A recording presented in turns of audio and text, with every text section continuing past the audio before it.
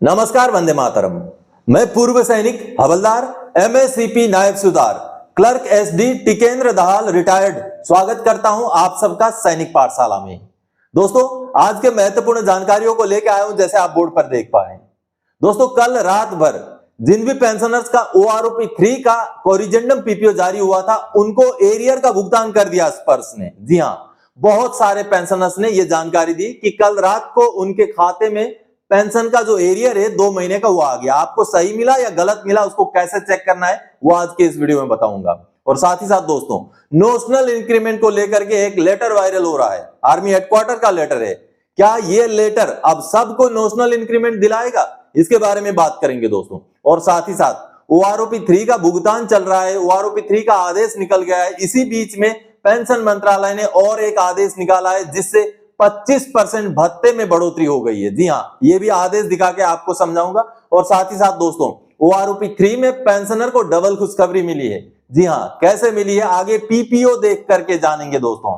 और साथ ही साथ अब सितंबर महीने का भुगतान सीपीपीसी ने तो करना शुरू कर दिया है। जैसे आप सबको पता है, बैंक जो है 25 से लेके 27-28 के बीच में भुगतान कर देता है, तो सीपीपीसी ने, बैंक ने भुगतान करना शुरू कर दिया है। तो क्या ओआरओपी 3 का रेट में बैंक ने पेंशन भुगतान करना शुरू किया है या नहीं किया है, इसके बारे में भी आज के इस वीडियो में जानेंगे दोस्तों। तो चलिए, इन्हीं विषयों को लेकर के आज के इस वीडियो में आगे बढ़ते हैं। आगे बढ़ने से पहले दोस्तों, मेरा हमेशा की तरह आप सबसे आग्रह है, अगर सैनिक पाठशाला चैनल का वीडियो आप पहली बार देख रहे हैं या अभी तक चैनल को सब्सक्राइब नहीं किया है, तो चैनल के साथ जुड़े रहने के लिए, इसका हिस्सा बने रहने के लिए और आपसे जुड़ी हुई भरोसेमंद और ऑथेंटिक जानकारियों को पाते रहने के लिए चैनल को सब्सक्राइब जरूर करें।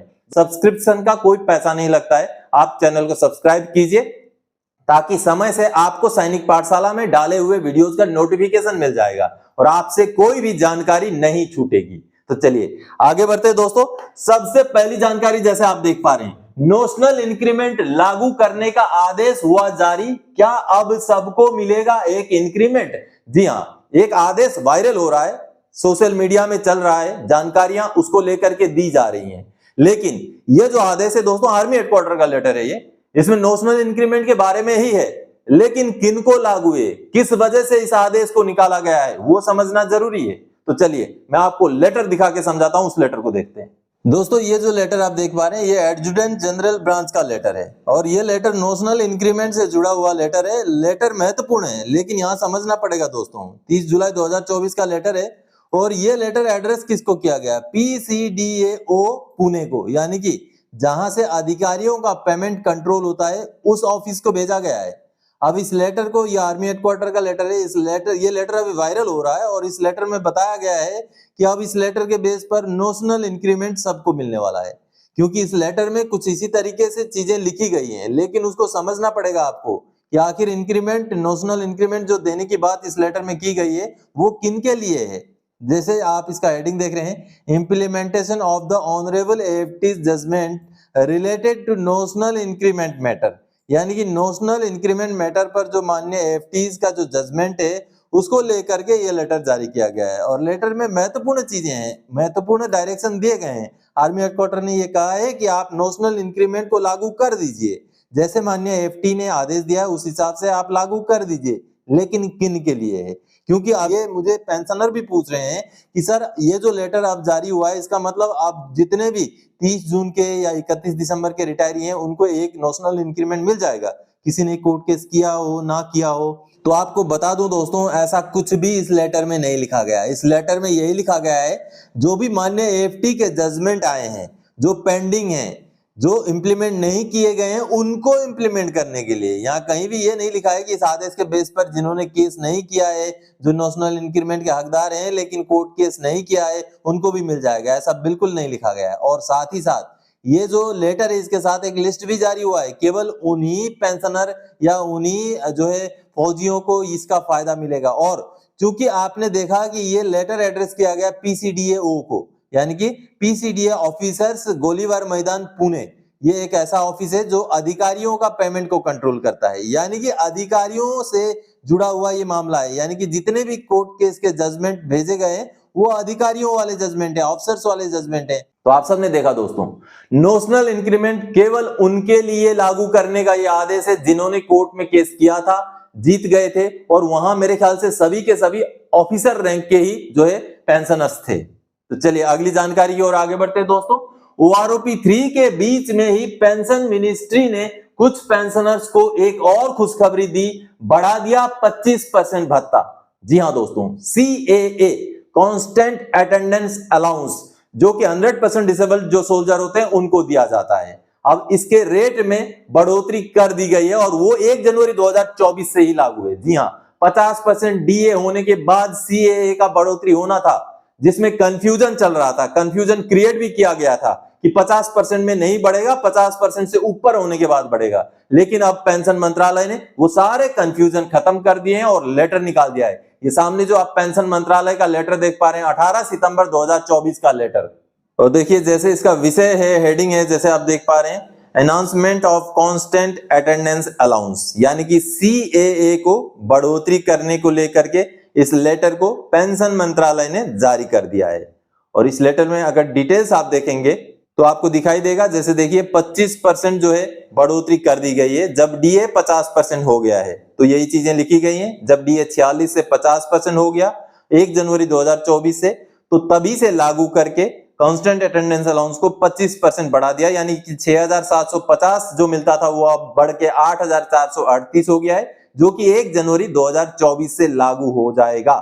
यही चीज लिख करके पेंशन मंत्रालय ने यह लेटर जारी किया है, जिसका इंतजार बहुत सारे पेंशनर्स कई दिनों से कर रहे थे दोस्तों, क्योंकि जो डिसेबल्ड सोल्जर हैं जिनको कांस्टेंट अटेंडेंस अलाउंस मिलता है वो कंफ्यूजन में थे, क्योंकि PCDA भुगतान नहीं कर रहा था बढ़ा हुआ रेट। तो अभी कंफ्यूजन दूर हो गए हैं, पेंशन मंत्रालय ने लेटर जारी कर दिया है, अब कांस्टेंट अटेंडेंस अलाउंस बढ़े हुए दर से पेंशनर को मिलना शुरू हो जाएगा, जिनको भी लागू है। चलिए आगे बढ़ते हैं अगली जानकारी की ओर।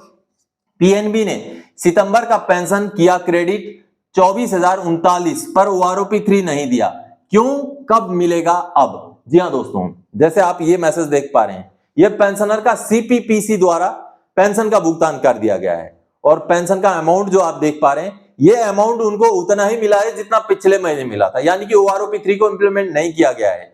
अभी CPPC द्वारा OROP 3 को इंप्लीमेंट करने में समय लगेगा, क्योंकि दोस्तों स्पर्श है ऑटोमेटेड सिस्टम और स्पर्श को जो भी आदेश दिया जाता है वो जल्दी लागू कर देता है। लेकिन CPPC में जब तक वो आदेश नहीं मिलेगा, उनको OROP 3 का टेबल नहीं मिलेगा और कुछ पेंशनर्स के केस में जब तक PPO रिवाइज होके नहीं मिलेगा तब तक उनका बढ़ा हुआ पेंशन का भुगतान नहीं होगा। लेकिन चांसेस हैं कि अगले महीने से CPPC से पेंशन लेने वाले पेंशनर्स को भी बढ़ा हुआ रेट का भुगतान हो जाएगा।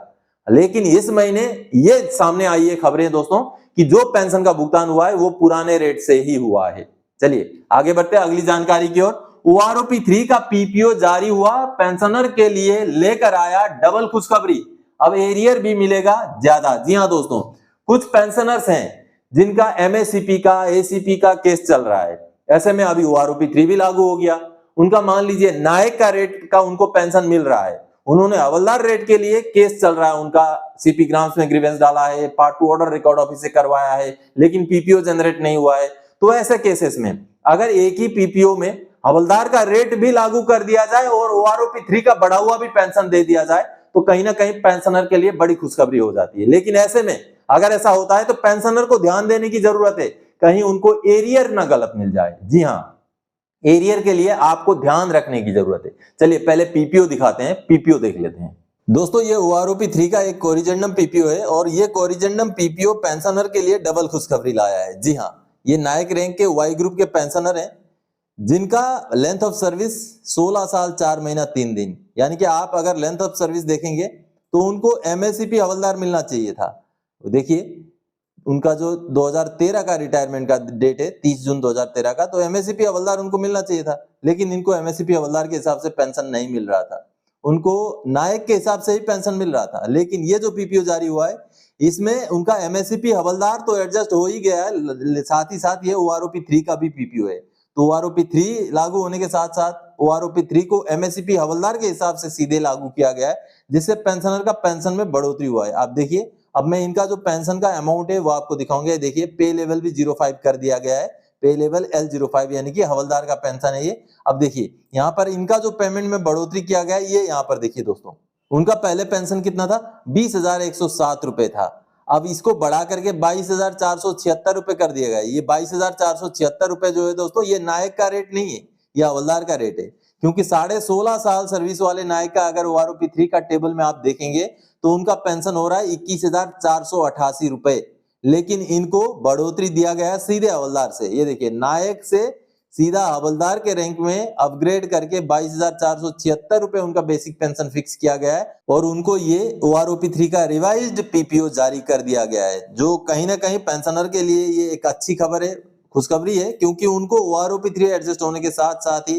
MSCP हवलदार भी एडजस्ट किया गया। तो आप सबने देखा दोस्तों, PPO में नायक थे, नायक के रेट के बजाय OROP 3 का सीधा जंप कर दिया गया, वो भी हवलदार के रैंक में। अच्छी बात है, OROP 3 भी लागू कर दिया गया, MSCP भी एडजस्ट कर दिया गया, लेकिन ऐसे में अब पेंशनर को ध्यान रखना पड़ेगा कि उनको पूरा एरियर, जब से MSCP लागू है तब से लेकर के अब तक का एरियर पूरा मिल जाता है। इस चीज को आपको खुद ही ध्यान रखना पड़ेगा। चलिए आगे बढ़ते अगली जानकारी की ओर। दोस्तों, स्पर्श से कल रात भर क्रेडिट होता रहा 2 महीने का एरियर, मगर सितंबर का पेंशन का SMS नहीं मिला है। क्या एरियर सही मिला? जी हाँ दोस्तों, कल रात भर बहुत सारे पेंशनर्स को रात को 10 बजे, 11 बजे, सुबह के समय में 3 बजे, 4 बजे भी पेंशनर्स को उनका खाते में 2 महीने का एरियर जो है क्रेडिट हुआ है। जिनका भी पेंशन में बढ़ोतरी हुआ है OROP 3 में, उनकी बात कर रहा हूं। तो अब आपको चेक करना है कि आपका जो एरियर मिला वो सही मिला कि नहीं मिला, वो आगे बताऊंगा मैं कैसे चेक करना है। अब ऐसे में कुछ पेंशनर्स का ये सवाल है कि सर मेरा पेंशन का जो एरियर है 2 महीने का वो तो मिल गया, लेकिन जो सितंबर महीने का पेंशन का मैसेज नहीं मिला है, क्या अब वो मैसेज नहीं आएगा तो पेंशन नहीं आएगा या बढ़ा हुआ रेट में नहीं आएगा? जिनको भी एरियर मिल चुका है दोस्तों, उनको जो सितंबर महीने का पेंशन आएगा वो बढ़े हुए रेट से ही आएगा, चिंता ना करें। कभी कभी आपने देखा होगा, पहले भी ऐसा होता था कि आपका पेंशन का मैसेज नहीं आता था, लेकिन पेंशन तो क्रेडिट होता था। इसलिए अगर आपका लाइफ सर्टिफिकेट का कोई इश्यू नहीं है, समय से आपने सबमिट किया हुआ है, ड्यू नहीं है, तो आपका पेंशन तो क्रेडिट होगा ही होगा। मान लीजिए अगर मैसेज नहीं भी मिलता है फिर भी आपको पेंशन क्रेडिट होगा, और जिनको जिनको एरियर मिल चुका है, जिनका कोरिजेंडम PPO जनरेट हो चुका है, उनको OROP 3 के रेट से ही पेंशन मिलेगा, चिंता ना करें। हाँ, कुछ पेंशनर्स जिनका रिवीजन छूट गया, वो हो सकता है उनको OROP 2 के रेट से मिले, लेकिन ज्यादातर चांसेस हैं मैक्सिमम पेंशनर्स को OROP 3 के रेट से ही पेंशन मिलेगा। तो आप SMS ना आने का, एडवांस इंटीमेशन वाला SMS ना आने के लिए चिंता ना करें। अब रही बात, आपको जो एरियर मिला वो सही मिला कि गलत मिला? दोस्तों, आपका बेसिक पेंशन में जो बढ़ोतरी है, चाहे आप अगर डिसेबिलिटी एलिमेंट मिला लेते हैं तो उसको भी बढ़ोतरी को निकाल लीजिए। मानिए, यानी कि कहने का मतलब है कि आपका OROP 2 और OROP 3 में जो बीच में गैप है, पेंशन का जो बढ़ोतरी का जो गैप है, जितना भी है, 206 रुपए है, 500 रुपए है, 2000 रुपए है, 5000 रुपए है, जितना भी है, चाहे डिसेबिलिटी एलिमेंट अगर आप ले रहे हैं तो उसका भी बढ़ोतरी को निकाल लीजिए, एडिशनल पेंशन ले रहे हैं तो उसका भी बढ़ोतरी को निकाल दीजिए, और हर महीने का टोटल बेसिक में जितना बढ़ोतरी हुआ है उसको 3 से गुणा कर दीजिए, इंटू 3 कर दीजिए। जितना अमाउंट आएगा हूबहू आपका एरियर उतना ही मिला होगा। एक बार देख लीजिए और कमेंट भी जरूर कीजिएगा दोस्तों। तो दोस्तों, आज के इस वीडियो में इन्हीं जानकारियों के साथ आया था। आगे और कोई जानकारी आपसे सरोकार रखने वाला विषय लेके मैं फिर से हाजिर हो जाऊंगा। तब तक के लिए जय हिंद दोस्तों।